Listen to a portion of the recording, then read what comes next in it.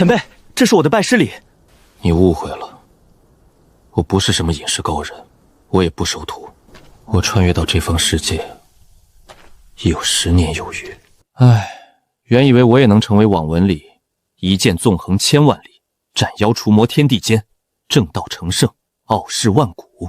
果然是想多了，連小山村都走不出去，還想一剑縱橫千萬里，哼！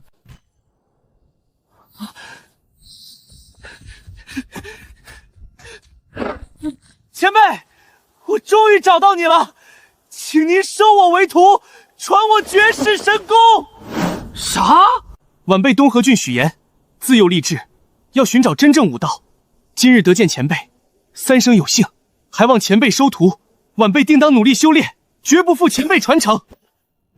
這小子腦子不大好使。我不是隱士高人，更不懂武道修煉。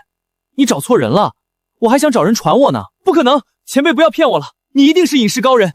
你看這裡，四面峭壁，風景宜人，一看就是隱居之所。前輩若非高人，為何一人獨居？前輩，請收我為徒，我絕不會辜負傳承。我不是隱士高人，我不會修煉之法，我不會收徒。你真的找錯人了。我懂了。你懂什麼了？拜師乃是大事，豈能草率？晚輩這就回去备拜師禮。啊！我去，那人影不会是许岩那小子吧？前辈，这是300两黄金，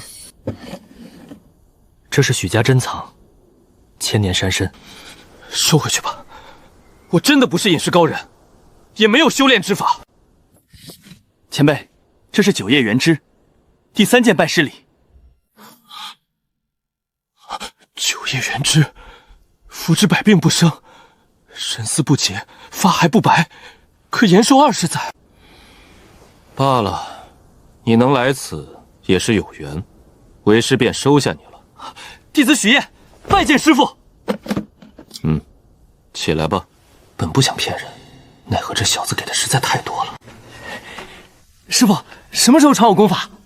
徒弟收了，至於修煉功法，沒有。但不要緊，瞎編就行。許岩看着腦子不太好，應當分不清真假。我暫且收你為徒，但若1年內你沒有修煉入門，說明你我無緣，往後不可糾纏為師，明白嗎？明白。師父放心，若1年內無法入門，乃是弟子資質不行，怨不得師父。弟子定絕了念頭，不再打擾清修。徒弟有此覺悟，實在太好了。別說1年，10年、100年也不可能入門。為師避世已久。外界如今如何？師父想知道什麼？齊國、天下、武道，都說說。我越是一無所知，這小子就越會相信我是避世老怪。此地屬齊國東河郡，齊道立國100餘年，如今正值鼎盛。天下共有3國，齊國、吳國，還有北蠻王庭。世間武道強者，可飛檐走壁，騰躍數丈，力舉千斤。但移山倒海，玉氣騰空，弟子未曾聽聞。這個世界竟不是高武世界。弟子自小痴迷畫本，立志尋得高人，修煉絕世神功。他們都說我腦子不好，請相信畫本傳說。他們倒也沒說錯。為師傳你的法門，重在一個悟字，能否入門，看你的資質天賦。為師給你1年，1年無法入門，便是無緣。還請師父傳功。武道一途永無止境，但修煉之始，無外乎練皮、練骨、練臟。武道之始，從感應氣血開始，唯有感應氣血，才能進入練皮階段。若連氣血都無法感應，一切都是空談。練皮，顧名思義，淬煉皮膜。一旦練皮大成，堅韌無比，尋使普通人刀劍傷，擱在身上，也不過一道淺白印子。這才是真正武道。不過練皮就刀劍難傷，若練骨練臟，該何等強大！師父，一旦練皮，是否就是入門？這是不是顯得太簡單？自然不是入門。練皮、練骨、練臟，不过武道基礎，连入门都算不上。练皮以刀剑难伤，练骨练脏必更强，这都只是基礎，入门之後又該多強？師傅，怎麼才算入門？練臟圓滿，氣血運行周天，肉身小蛻變，筋骨雷鳴，氣血如鋼，便算入門。師傅，入門之後呢？小成如何？大成又如何？實力會有多強？武道分境界，入門之後，待你氣血衝霄百丈，熾烈如火，妖邪辟野，焚江逐海，這就是大成。好了，你連入門都沒有，莫要問太多，切忌好高騖遠。修煉要沉得住氣，心浮氣躁，不利修行。是，師傅，不是不想說，是後面還沒編好。馬步扎好了，調整呼吸，沉心靜氣，一手丹田。你要沉心靜氣，物我兩忘，細細感悟，尋找其中的意義。反正是瞎編，也沒招式可傳，總不能教許願廣播體操，太屌逼格。能否感應氣血，全看你的悟性，看你能否窺得其中之意。感應到氣血後，嘗試調動氣血，淬煉周身皮膜，進入練皮階段。武道基礎就是這樣，師傅領進門，修行在個人。你好好修煉，好好感味，累了就休息，牢記結合，不能操之過急。九葉原汁是寶藥，燉點吃了試試。能糊弄一時算一時吧，不是我要騙你，是你自己送上門來的。等可以安全穿過扼殺林，離開後就去吳國落腳，遠離齊國，遠離東河郡，就算被騙被發現，也找不到我。九葉原汁啊，世間罕有的寶藥，吃了百病不生，髮鬍不白，延壽20載，也不知道有沒有誇大。還剩一點，給許言吃吧。如何了？師傅，我還沒感應到氣血。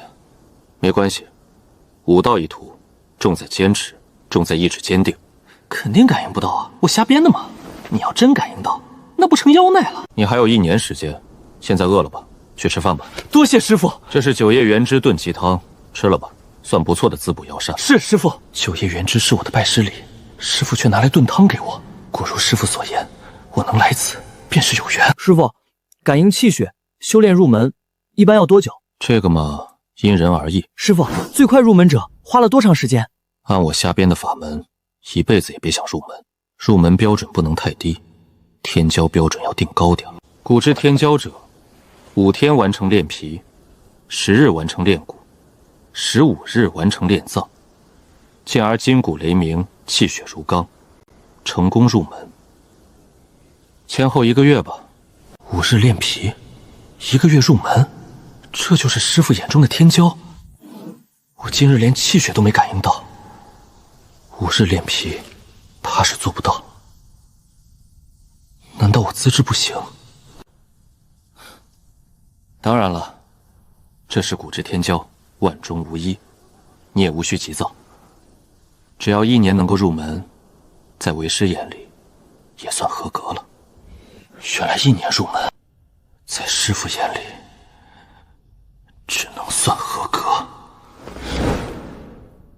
師傅放心，弟子一定1年內入門，絕不辜負苦心。你有此覺悟，不枉為師破例收徒。師傅，我修煉去了。我要努力修煉，不可辜負師傅苦心。這傻小子，本不想騙人的，奈何已沒法回頭。下邊功法傳給許言之後，也只能一條路走到黑了。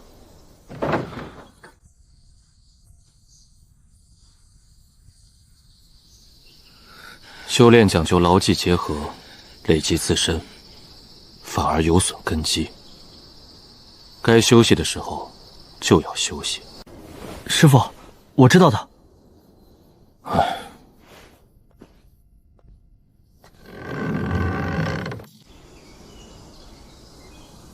師父說，重悟重意，不重形。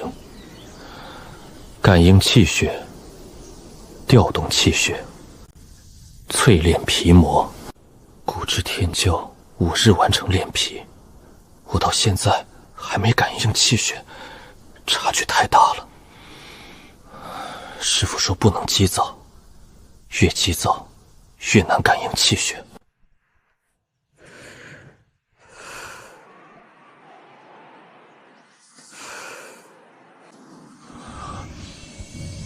气血，我感应到气血了。冷静，冷静，要心平气和，不能乱了心神。调动气血，去淬炼皮膜。怎么调动气血？师父没具体说啊。要不要去问师父？不行，师父说了，在于物，在于意。我必须把握此刻感受。若是松懈了，再感应气血就难了。而且，若连怎么调动气血都要详细询问师父，岂不是令师父失望？觉得我悟性不佳。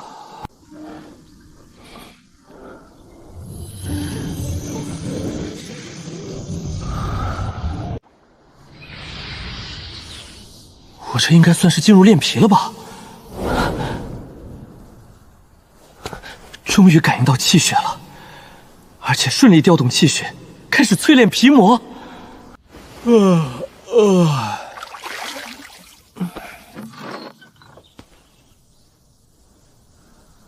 這徒弟倒是刻苦，可惜再刻苦也沒用。修煉法是我瞎編的，能成功才有鬼了。等他堅持不下去，跑來問我，再瞎編點糊弄吧。師父，師父是對我不滿。以師父境界，怎會看不出我已感應氣血，進入煉皮了？一定是師父覺得我毛躁，驕傲自滿，沉不住氣。師父深不可測，一眼就能看出虛實，我不能自驕自傲。修煉進度如何？師父一眼就能看出來，何須我開口？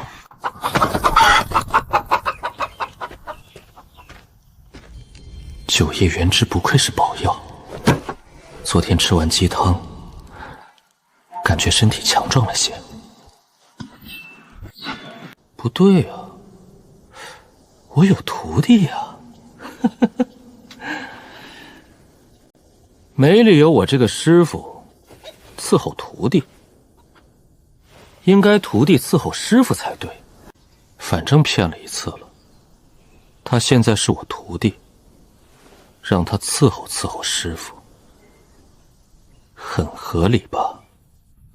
徒兒，來，把雞殺了，放點九葉原汁一起燉，去做飯吧。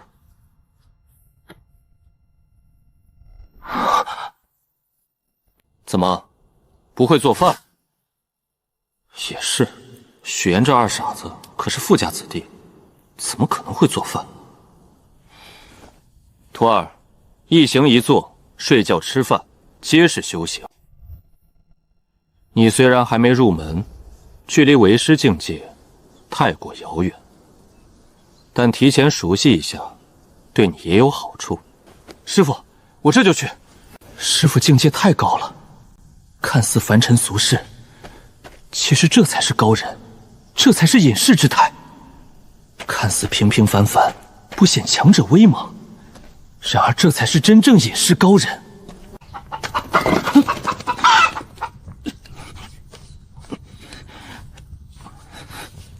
刀別拿反，先放血。水燒開，毛要拔乾淨。有徒弟伺候，這樣的小日子真不錯呀。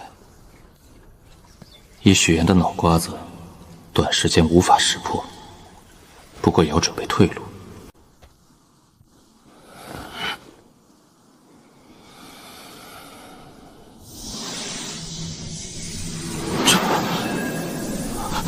淬煉皮膜速度變快了，氣血增強至少5成。照此速度，雖無法5天練皮，1個月內完成練皮，應當沒有問題。為何速度突然大增？難道師父知道九葉原汁能助我修煉，所以才取出來燉雞？我絕不能辜負師父苦心，一定刻苦修煉，爭取早日入門。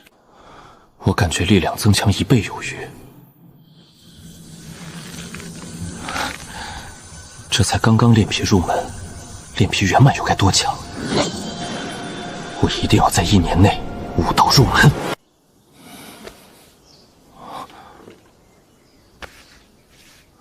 這九葉原汁效果太好了，我怎麼感覺力量變強了？要不要獨享啊？算了，本就是许岩送的，炖了一起吃吧。做人不能太黑心。明天炖千年山参，会不会太補啊？要不然珍藏起来。都大半個月了，他怎麼能沉得住氣？這不急不冒的性子倒是不錯，可惜腦子不大好使。這樣也好，性子越沉穩，對我越有利。只是都大半個月了，沒修煉出什麼來，竟也沒一點疑問。等吃飯時問問他，盡一盡師父責任。讓我想想該怎麼瞎編糊弄。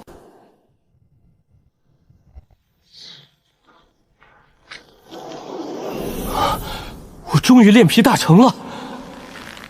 師父說的对，修煉不能急躁，要牢記結合。看似修煉時間減少，一鬆一弛之下，心境完全不同，修煉速度反而更快，也更輕鬆。師父境界實在太高了，一言一行，一點小小點撥都令我受益匪淺。我什麼時候才能達到師父境界？看似普通平凡，然而這才是真正高人。這或許就是師父說的返璞歸真。不能好高騖遠，我要腳踏實地，終有一天會成為師父這樣的強者。不到20天，我就練皮大成，距離圓滿一步之遙。最多3-5天就可完成練皮，進而開始練骨。等練皮完成後，再詢問師父，練骨有什麼講究？師父說骨質天驕5日完成練皮，我雖然比不上，但不到1月完成，應該也還算可以吧。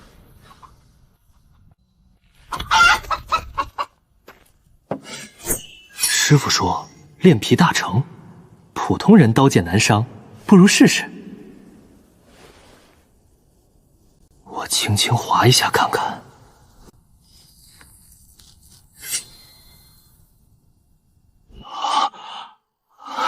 這就是練皮大成的防禦力嗎？這一刀雖沒怎麼用力，卻可輕易給雞開膛破肚。尋常人被劃一下，血肉開裂，傷可入骨，然而卻無法在我皮膚上留下一點傷痕。果如師父所說，練皮之後普通刀劍難傷，接下來的練骨練臟又該何等強大！你這些天來能夠沉心靜氣，不驕不躁，為師很欣慰。師父，我明白的，一定戒驕戒躁，沉心靜氣。幸好我沒有急躁，沉得住氣，才在師父心裡留下好印象。修煉這麼久，許岩看似沉穩，內心一定焦急。安撫一下，讓他多堅持堅持。事已至此，只能繼續忽悠。修煉一途，重在堅持，重在意志堅定，重在沉穩扎實。急功近利是不可取的，你要記住。是，師父，徒兒一定謹記教導。我練皮大成了，師父怕我急功近伐，匆忙開始練骨，沒有扎實根基。哪怕練皮圓滿，練骨之前也要扎實一些，不能急躁，不能給師父留下毛躁印象。這徒弟倒是實在人，就是不夠聰明，也就遇到我。若遇到別人，恐怕被騙得家破人亡。可惜我不是隱士高人，否則收這樣姿師重道的弟子也是一件欣慰的事。為師知道你在修煉上應該積累了一些疑問，現在可以為你解答。師父知道我快練骨了，先告誡我別急躁。既安撫我急躁之心，又讓我了解炼蛊之事。師父每一句話都在教導我。師父，炼皮之法，徒兒已无疑問。我想問關於炼蛊的。气血滲入骨骼，不斷磨練淬煉骨骼有什麼講究嗎？煉蠱到何種程度才算完成呢？怎麼問煉蠱？我想好的說辭全是气血感应和炼皮啊，炼蠱還沒編好。這煉蠱是有講究的，是分等階的。今日為師就為你詳細講解關於煉蠱的知識。煉蠱極其重要，乃是基礎中的基礎，馬虎不得，關乎武道強弱。所謂骨不堅，則身不強。原來煉蠱有這麼多講究，幸虧師父常教導我要沉心靜氣，不然我匆忙煉蠱沒知道其中講究，豈不是自斷武道前途？果然一定要聽師父教導，不要急躁，要沉穩，要多悟。炼蠱階段如此深奧，一旦煉蠱完成，實力定然幾倍增長。我炼皮大成，即將完成炼皮，完成炼皮後一定沉澱一下，仔細參悟煉蠱之道，再開始煉蠱。徒兒，你要切記，開始修煉慢不意味着以後也慢。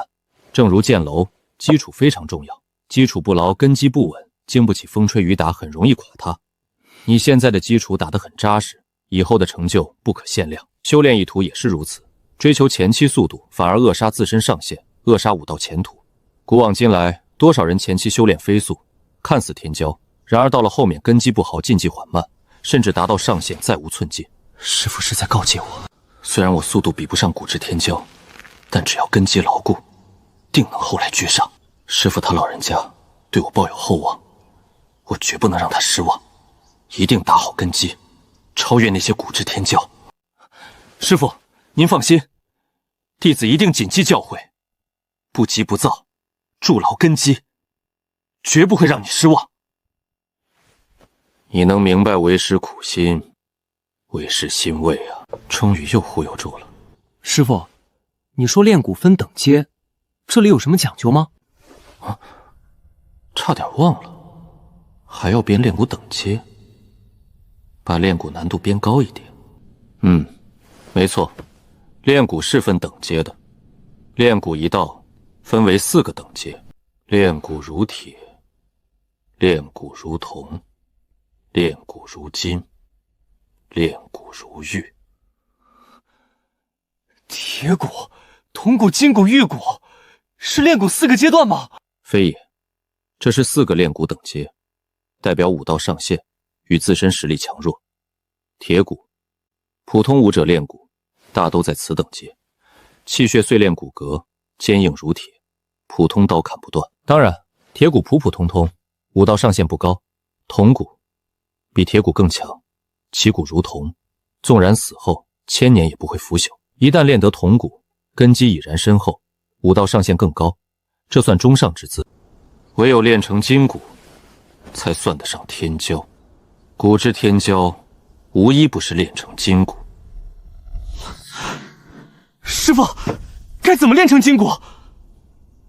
這二貨，難不成以為自己能煉成金蠱？這可是我瞎編的呀！沉心靜氣，不要急急躁躁。金蠱一成，縱然死後埋入地下萬年，依然金燦燦，其堅固更勝鋼鐵。但古往今來，能夠煉成金蠱者，萬中無一。為師說的萬中無一，是指眾多天驕之中，萬中無一。師父，天骄也分等級嗎？自然，正如美人，同樣是美人，也存在差距。天骄也是如此。我懂了，正如东河郡春香楼，头牌已是少見美人，但花璀姿色更佳。不愧是富家子弟，没少去勾栏吧？我特他媽也想去啊！師父，徒兒只是比喻，徒兒沒去過，徒兒沒去過，真的。你的比喻雖然不雅，但就是這個意思。以後不能瞎比喻。能成筋骨者，万中无一。縱然前期速度不如骨之天骄，但若能成筋骨，也不弱於骨之天驕。想淬煉出筋骨，靠的是毅力，是天賦，是堅持。气血滲入骨骼，淬煉到骨髓，进而引發气血蜕變。如此循環9次，筋骨便成了。筋骨之難，不言而喻。毅力、天賦、堅持，缺一不可。能成筋骨，武道一片坦途。师父，我一定練成筋骨。你有此雄心，为师欣慰。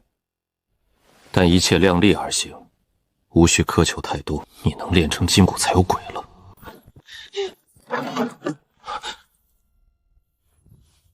师父，玉骨呢？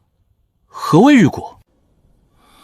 玉骨啊，本來为師不打算說，既然你問了，那便與你說說。玉骨者，其骨無瑕，晶瑩如玉，能練成玉骨者，萬骨無一。徒兒，玉骨不是天賦、毅力、堅持可以做到的。能成玉骨者，無一不是大氣運，無一不是天地寵兒。唯有悟性超然，能感大道者，才能成玉骨。你要切記，不可好高騖遠。大气運，天地寵兒，能感大道，太玄乎了。越是玄乎，意味着一旦練成玉骨，就越是強大無比。師父，若練成玉骨，將如何？關於玉骨，有這麼一句話：玉骨無瑕，萬骨不化。一旦成玉骨，縱然死後歷經萬古歲月，依然不會腐化，甚至受歲月沉澱，會變成天地寶物，宛若有靈，成為世間稀世寶物。為師不奢求你能成玉骨，你心裡記着這個信念，盡力而為即可。師父，你放心，弟子一定努力，絕不辜負期望。既然說了練骨，順便把練藏也變一變。看許岩這樣，跟打了雞血似的，短時間都會鬥志滿滿。趁現在有靈感，練藏也一併告訴他。既然練骨之法已經詳細與你說了，那為師順道把練藏也與你說了，這基礎境界就詳詳細細為你解答。多謝師父，弟子洗耳恭聽。練藏乃是淬煉臟腑，增強臟腑活力與強悍。練藏大成者，縱然心臟受到刺傷，亦不會死亡，可以憑氣血使心臟臟癒合恢復。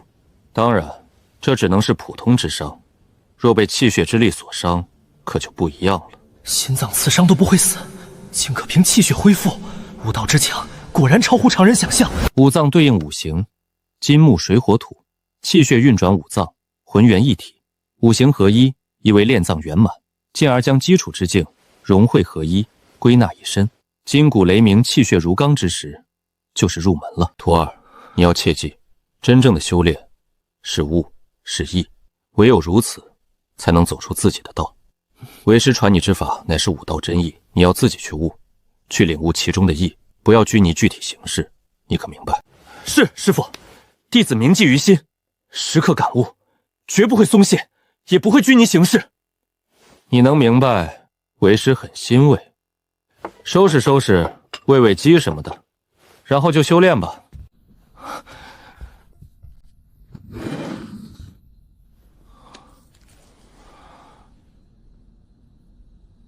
這可是稀罕之物啊，現在燉了，豈不是浪費？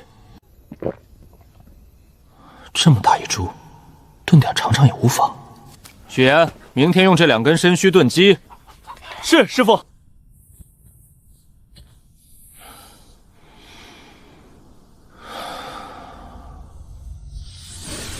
我要感悟其中的意，悟其中的玄妙。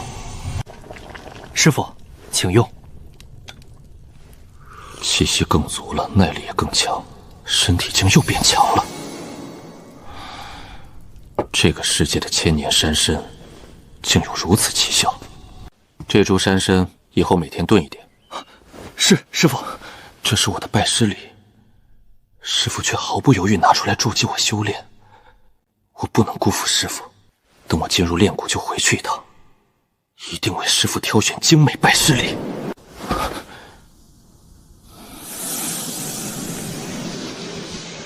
气血变得更旺盛了，淬炼皮膜速度大增。最遲后天，我就能完成炼皮。炼皮圆满了，花了20天，終於完成煉皮。雖然比骨質天驕要差得遠，不過我也屬於天驕級別，只要我練成筋骨，絕不弱於骨質天驕。縱然赤手空拳，也幾乎無懼刀劍，以一敵百不在話下。而這僅僅只是練皮最基礎階段。今天沉澱一下，明天開始練骨。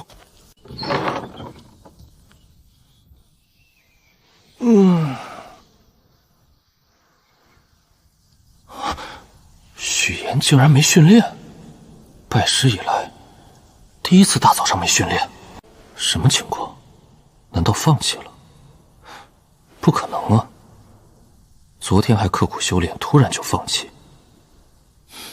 這小子一根筋，腦子也不大好使，不可能突然放棄。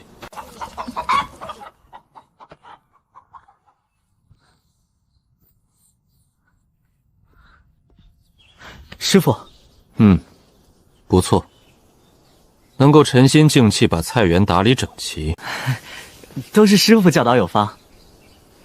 今日為何早早除草？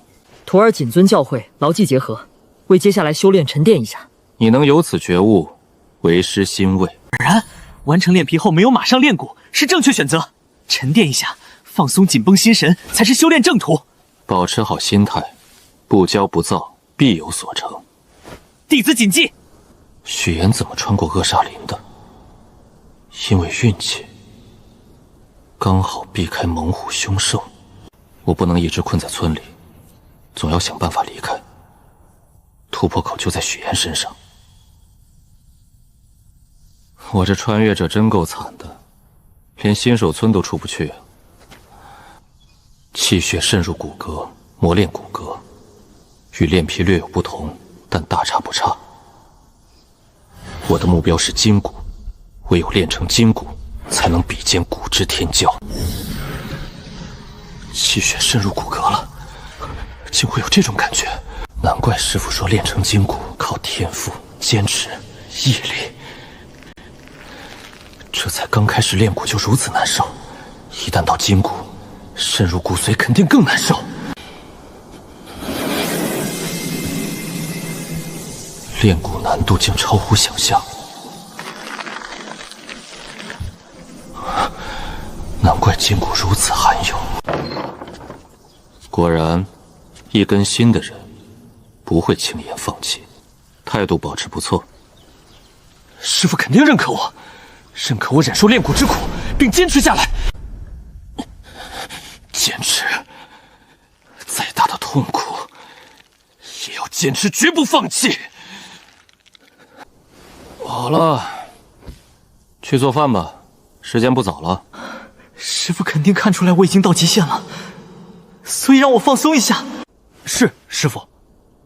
有必要敲打一下了，怎麼能忘了做飯？滿腦子修煉可不行，牢記結合，修煉不可過度，你可明白？是，師父，弟子謹記在心。師父怕我盲目死撐導致傷身啊。雖然重在堅持，但也要循序漸進。我才剛開始練骨，若是死撐，恐怕容易出問題。你要明白，堅持也有講究，一張一弛，牢記協和，適當放鬆心神，才能高效修煉。弟子明白了，一定不會再犯。果然，盲目死撐容易出問題，要適當放鬆心神，否則就如一根弦繃太緊太久，容易斷。去吧。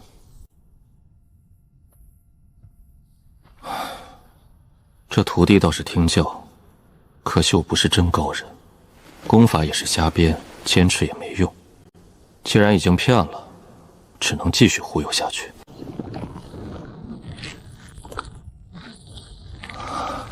終於練蠱入門了。5天苦修終於完成，第1階段練蠱。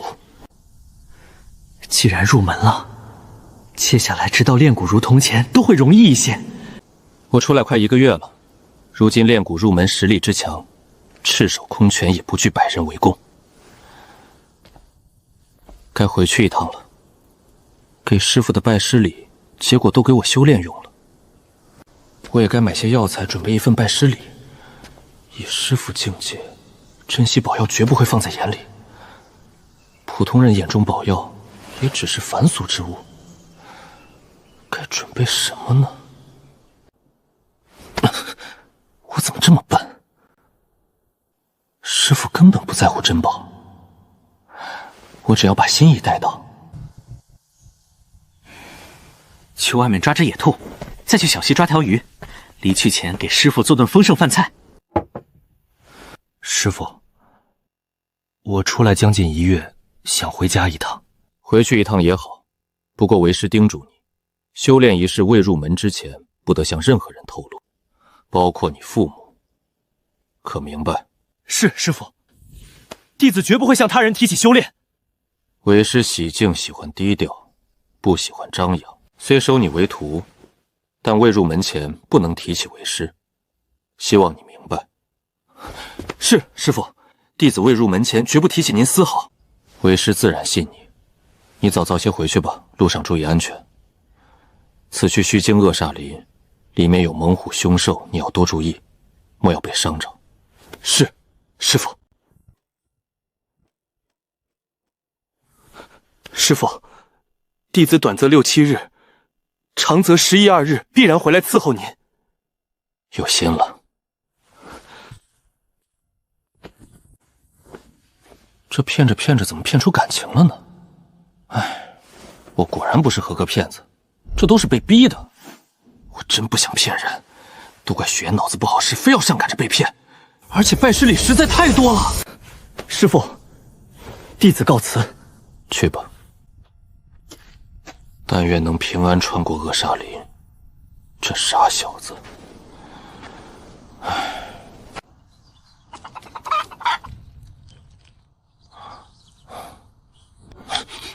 怎么突然有些孤独？操！習慣有徒弟伺候，突然又一個人，怎麼都不爽啊？餵雞種菜都要自己親手幹了，總覺得渾身不得勁兒。師傅，弟子回來了。回來就好。師傅，這是弟子一點心意。有心了。寶貝啊，一看就價值連城。這許岩背景比我想象還富有，發財了。這劍可當傳家寶，以後逃去吳國不用發愁了。你有此心，為師很高興。此劍雖然凡俗，但把玩1、2也是不錯的。師傅喜歡就好。師傅不愧隱士高人，如此價值連城寶劍，竟絲毫不為所動。只覺可把玩1、2，這玉如意一看就是寶物。不錯。師傅，我還帶了藥材來。他也發現吃這些珍稀補藥，身體變好了，覺得有利修煉。這補藥一如平時，你掂量着放。是，師傅。這徒弟懂事，一回來就知道幹活。怎麼回事？一臉沮喪，出什麼問題了？難道這次回家有人提醒他，讓他有些懷疑，或者久未感應氣血，回家遭受挫折？不能讓他頹喪，都到這份上了，不繼續騙下去，容易栽跟頭，必須提振信心。徒兒，因何事沮喪？可是修煉之事？師傅，不是修煉，是徒兒這次回家被退婚了。退婚？你叫許岩，不是蕭炎？那沒事了，不可能逆襲。真是悲傷故事。怎麼回事？何故退婚？他說我腦子不好使，跟我在一起太丢人了。他说的没错，你脑子确實不大好使。你是我徒兒，退婚是他有眼無珠。師父說的對，我也是這麼想的。那你有沒有吼一句：“30年河東，30年河西，莫欺少年窮？”師父，我不窮。操，心被扎了。徒兒，你哪裡不窮了？為師說你窮錢財嗎？不，是窮修為，窮實力，窮武道知識。啊？師父教訓的是，我窮，我很窮。不過師父放心，我沒有墮志氣。雖沒吼莫欺少年窮，但我對他說了，今日你逢我，辱我棄我，他日定讓你後悔莫及，高攀不起。這小子怎麼有氣運之子感覺？一定是錯覺。徒兒有此志氣，非常不錯。退婚對你而言，未嘗不是好事。須知經挫折，才能奮勇。古之天驕，無一不是從挫折中奮起。修煉一途，講究悟，心境澄明，感悟自明。徒兒，有一句話，你須牢牢記在心裡。你被退婚了，心中無女人，無念想，必有大精進。心中無女人，修煉如有神。師父，我有點悟了，多謝師父教誨。師父，徒兒去修煉了。去吧。我這傻徒弟，不會真的心無女人，滿腦子修煉吧？作孽呀！我就不該口嗨。師父說的對，歷經挫折，才能奮勇。心中無女人，修煉如有神。我明白師父深意了。女人帶着雜念，對於我這個年紀，女人就是最大雜念。只要克服最大雜念，那麼心無外物，內心澄明，感悟自然提升，修煉定然更快。師父領進門，修行在個人。師父是隱士高人，傳授方法不同常理。師父注重悟性，時刻都在提醒我要多悟。這裡有點不對，氣血運轉慢了，滲入不夠深，磨練不夠強，我應該調整。練骨速度變快了，果然，師父提醒我沒有掌握精髓，我悟了，這才是真正練骨之法。心中無女人，修煉如有神。師父承不起我，照此速度下去，5、6天後我就能練成鐵骨，筋骨應當不成問題，我定能比肩古之天骄。這小子怎麼忘了時間？似乎一直扎到現在，中途沒有休息，不可能吧？就算天天扎馬步，也不可能這麼久不累。可能許願休息時，我沒有注意到。算了，我這傻徒弟被退婚，心裡難受，借修煉排解愁鬱，還是不打擾了。唉，今晚自己做飯吃吧。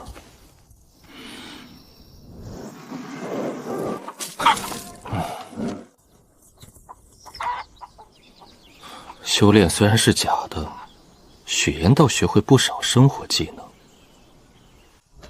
不錯，心要靜，意要穩，心浮氣躁不利修行。師父每句勉勵都飽含深意，我必須深思。我又悟了，師父當真高深莫測。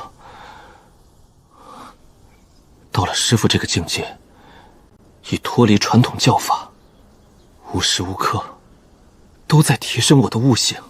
師父讓我不斷感悟真諦，感悟其中的意。看似普通雜活，卻能放鬆修煉後的心神，讓我回歸普通人狀態，而非緊繃武道修煉者身份。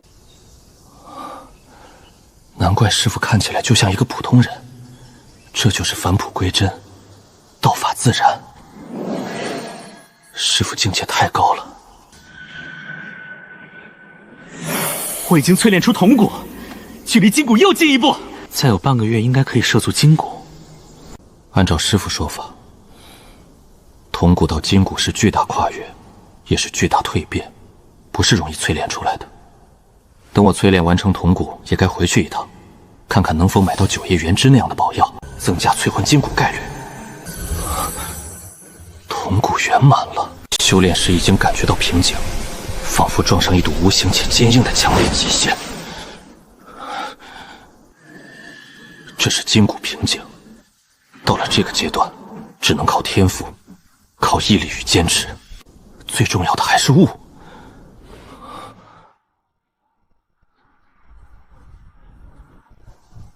若有宝药輔助，突破概率会高一些。准備再次回家尋找寶藥輔助修煉。不知道為何，總覺得許岩不一樣了，似乎多了一股雄武之氣。我這傻徒弟不會真練出什麼吧？不，絕對不可能。這是我瞎編的呀！就算這世界真有氣血武道，我這瞎編法門怎麼可能練出來？一定是扎馬步久了，所以看起来更穩健、更有力了。扎這麼久馬步也該換個姿勢。我調整一下站姿，交給許岩就行。反正都是瞎編，也練不出什麼。師父一定看出來，我距筋骨一步之遙，並遇到瓶頸，這是要指點我突破筋骨。師父，你能保持熱忱，勤勉修煉很不錯。腦子不好使的人就是執着，修煉不出什麼也始終一根筋，保持勤懇當真難得。不得不說，這個徒弟其實真不錯。可惜我不是高人啊。你已經修煉一段時間，馬步也扎了許久。今日為師傳你更強的。多謝師父。果然，師父看我遇到瓶頸，要傳更強淬煉法。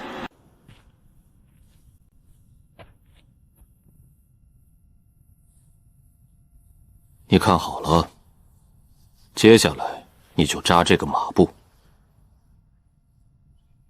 看明白了嗎？師父，我明白了。這是基礎姿勢，有2句公訣，你好好感悟，能悟多少，就看你機緣了。單純教新馬步太單調了，再下邊一句公訣吧。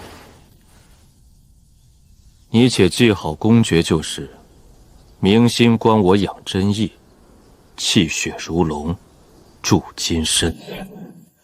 你要好好感悟，若能明悟公訣，就能體會其中妙處。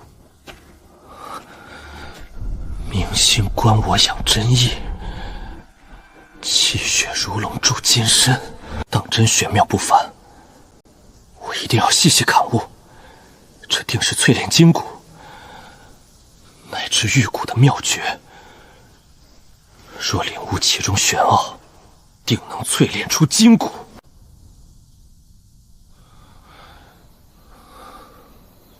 太玄奧了，我自問對練骨已有極高感悟，竟一時未能領悟。果然如師父所說，若能明悟公訣，才能體會玄妙。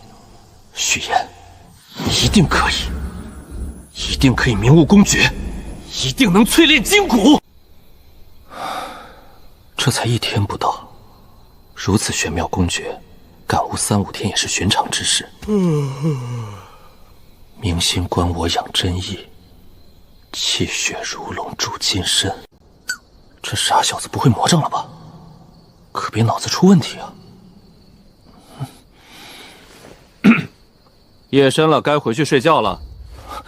是，師父。傻徒弟雖有點魔怔，卻依然聽話，問題不大。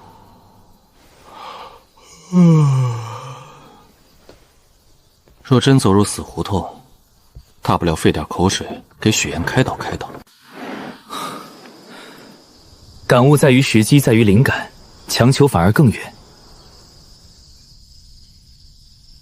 差點陷入其中無法自拔，自亂心神。多虧師父點醒。休息，養精蓄銳，恢復心神，明天再繼續。公訣如此玄奧，不是一朝一夕能悟，3、5天應該差不多。我許岩天賦不至於太差。3天裡，許岩一如往常，修煉、種菜、除草、餵雞、養兔、做飯，時間安排沒有絲毫改變。3天時間了，竟一無所獲。若連2具公爵都無法領悟，又如何淬煉筋骨？又如何入門？這只是基礎境公爵，入門後的公爵，那我又如何繼續修持？沉心靜氣，不能急躁。師父常說，不要急躁，不要好高騖遠，要腳踏實地。一定是我遺漏了什麼。師父說過，心中無女人，先練如有神。這是一種心境，是破除最大雜念。血氣方剛的男子，總易被女人吸引，擾亂心神。師父以女人類比最大雜念，必有深意。這說明師父點醒我，不要沉迷雜念之中。我的雜念是修煉，心心念念都是修煉，但這算雜念嗎？我悟了，修煉是一種求索，是一種信念，是一種意志，而我只停留在執着上，進而成了雜念。我應拋棄修煉本身執念，專注當下，忘卻外物，忘卻多餘觀感，无物无我，全身心投入公爵，細細體味，明心觀我養真意。明心是自見，是明徹心神；觀我是體悟氣血，觀察氣血，細察自身變化。養真意，則是氣血醞養骨骼，醞養骨髓，使氣血蛻變，使骨髓升華。我明悟了，不能急躁，下一具公爵也能很快明悟。現在是做飯時間，放鬆心神，沉心靜氣，全身心投入做飯中，拋去修煉雜念，做好當下。師父一言一行都有深意啊！直到此刻，我才明悟，心中无女人，修煉如有神的真意，我終究愚鈍了一些。傻徒弟今天怎麼回事？好像有什麼喜事兒？難道感覺修煉進步了，感應氣血了？不可能，我瞎編的，怎麼會真感應氣血？算了，許岩能放寬心態，輕鬆愜意一點也不錯，免得憋久了哪天心態崩掉。心態好一點，免得修煉久了依然一無所獲，憋得精神出問題。你今日狀態不錯，保持下去，會有所成的。是師父，弟子明白了。果然，我的感悟對了。可惜我太愚鈍，直到現在才明悟師父深意。傻徒弟很聽教，這很好。我明白了，氣血如龍铸金身，乃是將氣血凝練如龍，盤繞周身，盤繞骨骼，不斷游走，循環往復，定能突破，淬煉出筋骨。明心觀我養真意，氣血如龍铸金身。原來如此，氣血醞養骨骼，淬煉植入骨髓，骨骼之外再以氣血之龍盤繞，內外相合，相互交纏，如此便能更進一步淬煉骨骼，進而淬煉出筋骨。果然需要重悟重意。若師父直接點明，我哪怕知道，卻未悟出其中意，也無法淬煉突破。唯有在公爵中自我明悟，才能通曉真意。第二根肋骨淬煉不夠圓潤，左手關節有缺陷，雙膝蓋存在薄弱。原來如此，瞳骨圓滿，也需周身如一。現在的我，才是真正瞳骨圓滿。接下来，該淬煉筋骨了。我已明悟筋骨淬煉法，定然能夠淬煉出來。1個月時間，不能再多。最遲1個月，淬煉出筋骨。練骨之後就是煉藏，1年內必須入門，否則資質太差，如何配做師父徒弟？1年之約，其實很快，煉藏速度定比練骨更慢。師父說過，煉藏初始要小心，不要自傷肺腑，臟腑脆弱，初始淬煉定然快不了。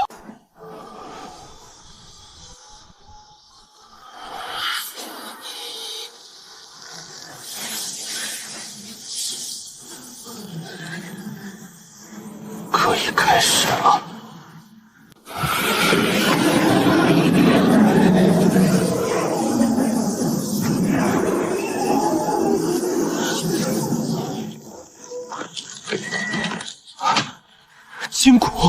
筋骨淬煉消耗竟然這麼大，那些補藥藥效不夠了。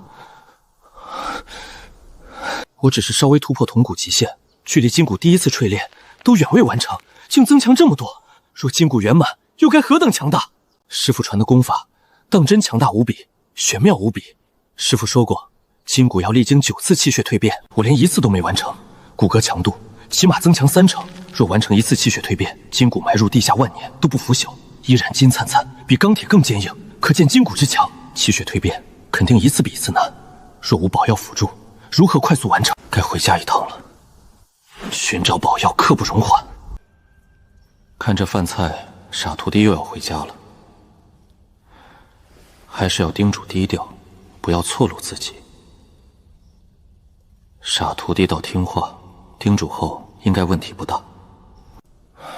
只要1年之期一到，就可以解脫了。扼煞林猛虎凶獸也要解決掉。傻徒弟運氣真好，來回都沒遇危險。真的是。師父，弟子想回家一趟。弟子最遲半個月就會回來。多餘的話，為師就不說了。為師喜歡低調，明白嗎？是，師父，弟子明白。猛虎凶獸氣血旺盛是不錯的強身食物，對於修煉是有裨益的。果然，淬煉筋骨消耗不小。師父提醒我，除了寶藥之外，猛虎凶獸血肉也是大補之物，有助修煉。師父，我知道了。30里的扼煞林裡有猛虎凶獸出沒，你往來要多注意。為師喜歡清靜不遜干擾，不要弄出太大動靜。扼煞林危險解除，我隨時可以逃離。一旦有暴露風險，立刻開溜，不困村裡。師父是讓我獵殺猛虎凶獸，以我如今實力已經足以獵殺凶獸。不要讓凶獸跑了，不能鬧出動靜打擾師父清靜，所以我必須乾脆利落。師父這個時候讓我獵殺凶獸，其實也是磨練我，讓我與凶獸搏鬥，激發氣血，熟練力量，提升掌控。師父放心，絕不會鬧大動靜，絕不會干擾清靜。很好，為師相信你。這一次我明悟了師父深意，扼煞林之行定然會有所收穫。興許用不着1個月，我就能淬煉成筋骨。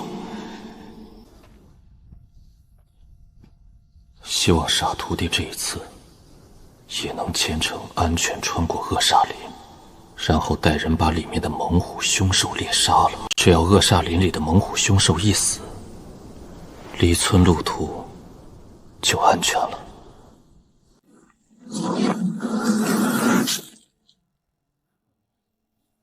幾次來都沒有遇到危險，這一次我不急着趕路。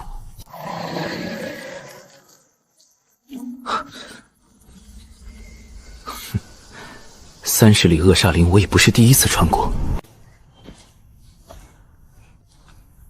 既然師父說了，說明以我現在實力，搏殺猛虎不在話下。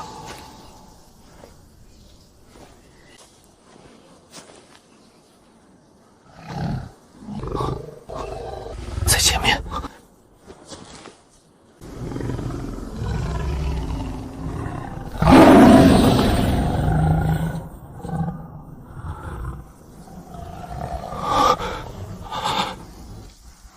这只老虎为何如此巨大？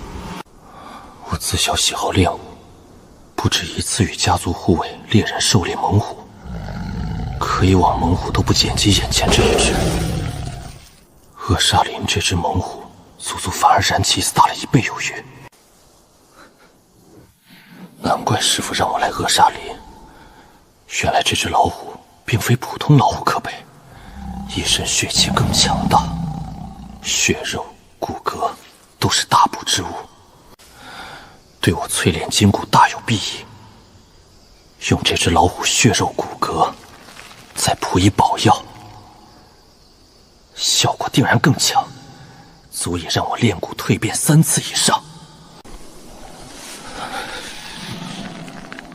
現现在是机会，趁机出手，瞬间击杀猛虎。不闹大动静，也不让猛虎逃出恶煞林。